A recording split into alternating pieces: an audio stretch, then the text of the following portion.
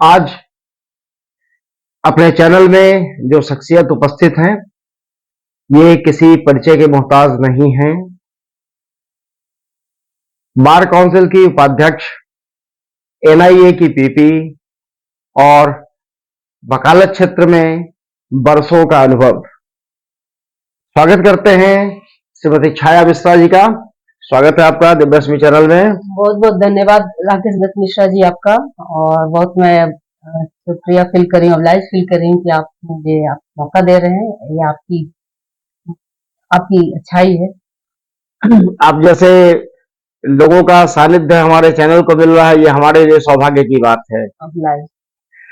ये आपका जो पारिवारिक पृष्ठभूमि रहा है, जी जी वो साहित्यिक क्षेत्र का रहा है। जी जी और आपके पिताजी स्वर्गीय भक्तिचरण मिश्र जी जी शिवहर के पहले जिलाधिकारी थे। जी जी। तो इस पृष्ठभूमि से निकलकर अचानक आप वकालत पेशे में कैसे आ गए? और यहाँ पर मैं कहना चाहूंगी कि इस पिताजी का पृष्ठभूमि में रहते हुए ही मैं बचपन में जब थी तो मैं पिताजी को देखती थी न्याय कर रहे हैं। जब उनके पास ऐसे एसडीओ थे, कलेक्टर थे, तो काफी वंचित लोग आते थे, काफी न्याय से पीड़ित लोग आते थे। असल में वो एक तरह का कोर्ट न्यायालय ही हुआ करता था। और मैं जब जाती थी पिताजी के ऑफिस में बैठती थी तो मुझे लगता था अरे पिताजी कितना न्याय कर रहे हैं, कैसे कैसे बातें कर रहे हैं, गरीबों के लिए कितना उत्थान की बातें करते हैं। और ये हम लोग के मतलब कि पिताजी का ऐसा व्यक्तित्व था गरीबों के लिए समझने के लिए। और तो उनका जो व्यक्तित्व था वो हम लोग में रच रच के सभी 7 भाई बहन उनमें हम लोग ब्लड में आया। और पिताजी के बारे में तो आयुष तो रहते हुए उन्होंने से 100 किताबें लिखी हैं और सभी समाज के डेवलपमेंट के लिए, उत्थान के लिए लिखा है। धार्मिक भी पुस्तकें काफी है।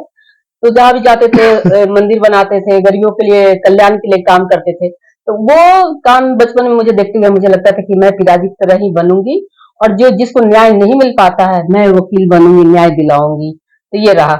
और मेरी जो ये तर्क की क्षमता थी बचपन से ही, किसी भी बात में, जैसे बचपन में भाई बहन से लड़ाई हो गई तो मैंने मार दिया, तो रोते रोते छोटा भाई मेरे पिताजी के पास कंप्लेन करने गया कि छाया मार दी है। तो बोले कि मुझे बुलाया, डांटे कि क्यों मारी। तो मैं बोली कि छोटा हो कि जब मुझे मारा तो मैं ही मार नहीं दूंगी। तो पिताजी ने एक वाक्य बोला मुझे, ये तू वकील बनेगी, उसी तरह तर्क करती है। तो ये मेरे दिमाग में रहा कि पिताजी का देखते रहे न्याय करते हुए, जिसको न्याय नहीं मिल रहा है न्याय दिला रहे हैं और बहुत भयंकर परेशानी थे और उनका वकील बनना है। तो मेरे जहन में बचपन से ये सब समा गया और बचपन से ही देखती रही इस तरह। तो उनका न्याय करने का जो पद्धति था जी और आज का जो आप न्याय व्यवस्था में हैं, जी। इसमें फर्क तो दिख रहा होगा। बहुत दुख की बात है राकेश जी कि बहुत फर्क दिख रहा है। फर्क ही नहीं, बहुत ज्यादा फर्क दिख रहा है। और मैं इस आजकल के व्यवस्था, समाज की व्यवस्था से मैं काफी व्यथित हूँ, दुखित हूँ, क्योंकि मैं बचपन से ही कविताएं और गरीबों की सेवा करी, सामाजिक सामाजिक सेवा भी मैं की।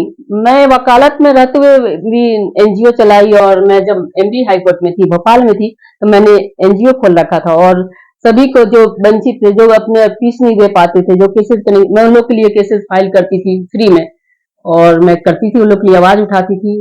और आजकल न्याय बहुत महंगा हो गया है। आजकल गांव के लोग, छोटे छोटे या गरीब के लोग यहाँ के न्याय सिस्टम तक पहुंच ही नहीं पाते हैं। उनके कितना फीस है, उन लोग के लिए बस की बात नहीं है। तो मैकाले ने जो व्यवस्था की थी जी जी कि शिक्षा ना मिले भारतीयों को, भारतीयों को न्याय ना मिले, जी इसके लिए आईपीसी लाया गया। जी जी आईपीसी और सीआरपीसी का जो भी प्रोविजन था, जी जी इसको इतना लिंगर किया गया जी जी कि आपको न्याय न मिल सके। जी जी। तो भारत सरकार ने अभी वर्तमान में तीनों बीएनएस लाया, संहिता। लेकिन क्या आपको लगता नहीं कि बीएनएस और आईपीसी दोनों पुराने बोतल में, मतलब शराब वही है बोतल नहीं है, कर कर ले आया गया? देखिए राकेश जी, उसमें बात तो है कि ऊपर नीचे एक्ट हो गए हैं लेकिन कुछ कुछ बातें जो हैं उसमें, जैसे अभी इस पर बात पर फोकस किया गया है कि 3 साल के अंदर तक न्याय मिल जाना चाहिए किसी भी केसेस में। तो एविडेंस एक्ट को अगर हटा दें, जी जी जो भी संशोधन हुए जी हैं जी और बेहतर हुआ है वो सिर्फ जी एविडेंस एक्ट में हुआ है। जी जी। एविडेंस एक्ट के अलावा तो बाकी कोई बदलाव ऐसा दिखता नहीं है। नहीं, इस बार तो हमारे गृह मंत्री जी ने फोकस किया है कि न्याय व्यवस्था, कोई कोई केसेस में क्या है कि 3 साल में न्याय, जो पेटिस केसेस है, समरी ट्रायल है, उसको और जल्दी करने के लिए किया गया है। और इसी संदर्भ में मीडिएशन पर भी जोड़ दिया गया है। आपके यहाँ कोर्ट में जजों की स्थिति क्या है? जज है नहीं, फाइलें पेंडिंग है, जी केसेस ये तो बात ठीक है तीन आपकी। तीन लाख केसेस जी पेंडिंग जी है। जी जी बिल्कुल ठीक तो है। क्या इस पर इस स्थिति में लोगों को न्याय मिल सकता है क्या? अभी जी 4 दिन पहले का एक केस आया है। जी जी मैंने भी पढ़ा था जी जी, कि उसको 80 साल के बाद की न्याय मिला। मतलब अब जैसे जब वो मरने के कगार पे जी पहुंच गया, जी तो वैसा न्याय ये अन्याय से कम है क्या? बिल्कुल अन्याय ही है। और मैं तो कहूंगी कि हमारे चंद्रचूड़ सिंह जो फॉर्मर चंद्रचूड़ सिंह फॉर्मर जो सीजीआई थे, तो इस पे उन्होंने भी जोर दिया था कि ये मीडिएशन और सब ये सभी होना चाहिए। अ, असल में काम भी बहुत ज्यादा हुआ था डिस्ट्रिक्ट कोर्ट से कि अपडेटेड हो और जल्दी से डिजिटल काफी काम उस समय से काम शुरू हुआ जल्दी जल्दी के। इस पर फोकस है सरकार की, लेकिन जितना फोकस होना चाहिए उतना नहीं है। गरीब गरीब ही रह जाता है, उसका न्याय कहाँ कहाँ से मिलता, तारीख पर तारीख पढ़ता रहता है। मैं खुद वकील हूँ, एक दिन वकील देखती हूँ पटना हाई कोर्ट में निचली अदालत भी जाती हूँ, तो मेरे को सारी जानकारी है कि कैसे कितने आज आम जनता जो है, गरीब जनता है, चाहे सभी लोग जो न्याय पिटीशन फाइल किए हैं, जो दाखिल किस तरह की समस्याओं से जूझ रहे हैं, केवल डेट पे डेट मिलता जाता है। और ये हमारे जितने जजेज होने चाहिए हमारे हाई कोर्ट में इंडिया के, उतने है नहीं, अपॉइंटमेंट हुए नहीं है। कुछ में सुप्रीम कोर्ट में भी हुआ है, बाकी सब ऐसे खाली है, इसलिए डिलीवरी जस्टिस भी हो रही है। नहीं तो भ्रष्टाचार तो कोर्ट में नीचे से लेकर ऊपर तक जी भरा जी हुआ है। बिल्कुल जी मैं सहमत हूँ। आपको डेट लेना हो जी तो आपको पेशकार को पैसा देना पड़ता सही है। कह रहे हैं। तो क्या जज को पता नहीं है कि नीचे का लोग पैसा ले रहा है?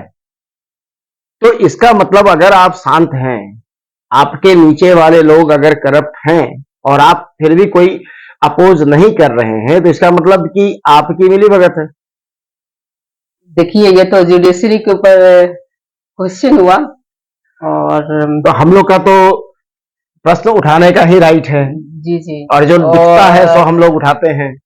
इसमें जैसा कि आप क्वेश्चन कर रहे हैं, मिली भगत मैं एग्री हूँ, अगर मैं ऑनेस्ट हूँ, क्योंकि मैं बहुत बोल्ड हूँ, मेरी एसोसिएशन में यही छवि है, मैं पीछे हटती नहीं हूँ। ये बात से मैं सहमत हूँ कि नीचे से निचली अदालत से लेकर ऊपरी अदालत तक करप्शन है, बिल्कुल करप्शन है। अभी जज के घर से करोड़ों करोड़ रुपए जी बरामद जी हो जा रहे जी हैं जी यशवंत और वर्मा जी के फिर अलावा भी जी कोई एक्शन नहीं लिया जा रहा है, तो ये सब क्या है? अभी आया है एक्शन, अभी आया है उनके ऊपर कि उनकी संलग्नता पाई गई।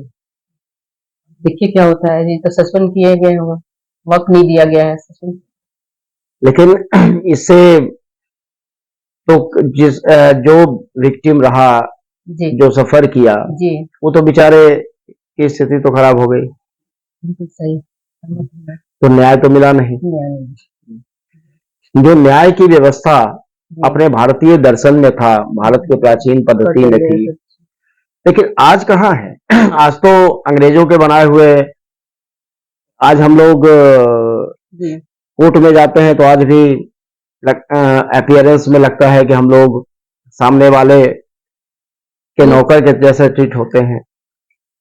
ये तो खामियां हैं अभी भी, और इस पर बहुत काम होना चाहिए, इसको लेकर काम होना चाहिए। और सबसे फोकस करने की बात है कि हमारे अदालतों में निचले से लेकर हाई कोर्ट तक जजेस की कमी है, बहालियां नहीं हो रही है। इस पर सुप्रीम कोर्ट को फोकस करना चाहिए कि जितने जजेस होंगे उतनी जल्दी जस्टिस होगा, जस्टिस डिलीवरी होगा।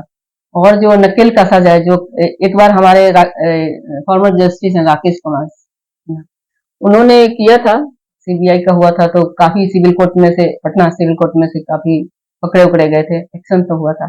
करप्शन तो आप ये बताइए राकेश जी, करप्शन किस क्षेत्र में नहीं है? हमारे न्यायपालिका में है तो ये अलग बात ज्यादा अखड़ जाती है कि जहां हम न्यायालय के लिए दरवाजा खटखटाने जा रहे हैं, वहीं से नीचे से ही करप्शन है। नहीं, सबको पता रहता है कि न्याय नहीं मिलना है, लेकिन फिर भी जब कभी किसी में झगड़ा होता है तो वो सीधा I will see you in court जी जी जी ये आता तो है। है, तो जब पता है हमको एक कि न्याय अंतिम नहीं आशा बनी मिलेगा, रहती है। अब फिर भी जी आस तो है कि कोर्ट ही करेगा, जस्टिस करेगा हमको। जी जी लेकिन वहां भी जब करप्शन और जस्टिस में डिले होगा तो लोग कहाँ जाएंगे? और आप बार काउंसिल की उपाध्यक्ष हैं, जी इस पे आपका क्या नजरिया है? मैं बार काउंसिल अपनी एसोसिएशन के उपाध्यक्ष हूँ, और मेरा फोकस रहता है कि सभी जो वेलफेयर वेलफेयर पर एडवोकेट्स के बेनिफिट पर काम करने का जितना बनता है मैं करती हूँ। खासकर महिलाओं का भी मैं देखती हूँ, उनकी जरूरतें, उनकी क्या असुविधा क्या अदालत में है, उनके हाईकोर्ट में क्या नहीं है, क्या नहीं, किसको पीने का पानी, जो भी लोग तो मैं ज्यादा तुरंत मैं सुनती हूँ और उसको रिजॉल्व करती हूँ। कल सिविल कोर्ट का एक मैटर हुआ है जिसमें कि एक पुलिस वाले ने वो दरभंगा सिविल कोर्ट का तो वहाँ एक 3 वकील साल पुराने केस में उसको अरेस्ट करके ले गया गया, काफी हंगामा मचा हुआ। पहले वकील पे उसने हाथ छोड़ दिया। अच्छा, ये दूसरा केस है जी, जी। पुलिस वालों ने ये civil court, Patna civil court civil का पटना जी सिविल कोर्ट का मैटर है, जी कल की वाकया जी है। जी जी। तो ये सब हम ये आपके सॉरी, हाँ आप कंटिन्यू कीजिए। ये जो देखने में लगता है या तो न्यायपालिका जो है जी वो भी वकीलों को कोई खास वैल्यू नहीं देता, या फिर वकील लोग अपनी डिग्निटी को मेंटेन नहीं करते हैं। देखिए, मैं यहाँ पर एडवोकेट प्रोटेक्शन एक्ट का डिमांड कर रही हूँ, जैसे हमारा राजस्थान में हो गया है, और इस डिमांड के लिए मैं 4 साल 5 साल से मांग कर रही हूँ, काम कर रही हूँ। तभी मैंने भारत सरकार को भी लिखा, यहाँ भी लिखा, यहाँ भी गई थी मिलने, रिप्रेजेंटेशन दिया।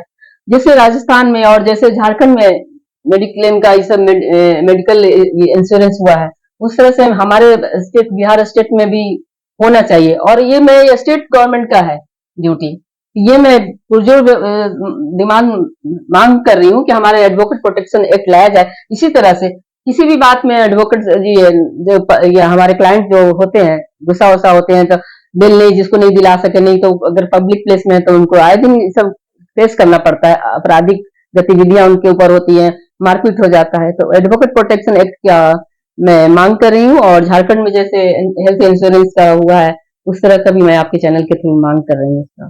जी। जी नए बच्चे जो वकालत पेशे में आना चाहते हैं, जी।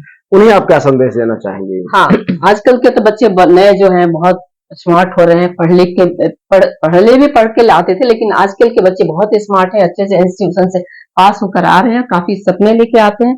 उनके लिए मैं ये संदेश देना चाह रही हूँ कि ये छोटे मोटे दलाल के चक्कर में नहीं पड़े।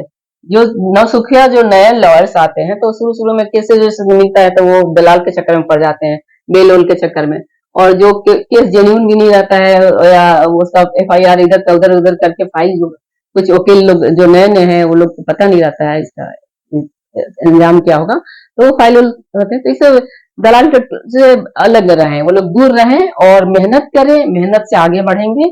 अच्छा प्रोफेशन है, जो मेहनत करता है उसके लिए प्रोफेशन है, इसलिए शॉर्टकट कुछ नहीं है, वो लोग अपने मेहनत से आगे बढ़ते जाएंगे और पढ़े और लिखे हैं। ऐसे भी वकालत जो है वो नॉलेज का नॉलेज क्या प्रोफेशन है, है, जिसके पास नॉलेज जी होगा जी, वही। जो जिसके पास नॉलेज है वही आगे आएगा, और उसके लिए कोई क्षमता, क्योंकि आपको वहां पर अदालत में आप बोलना पड़ता है, नॉलेज नहीं है तो आपका केस का कैसे आप दिल्ली में कैसे करेंगे, अपना पक्ष कैसे रखेंगे, बिना नॉलेज के कैसे रखेंगे।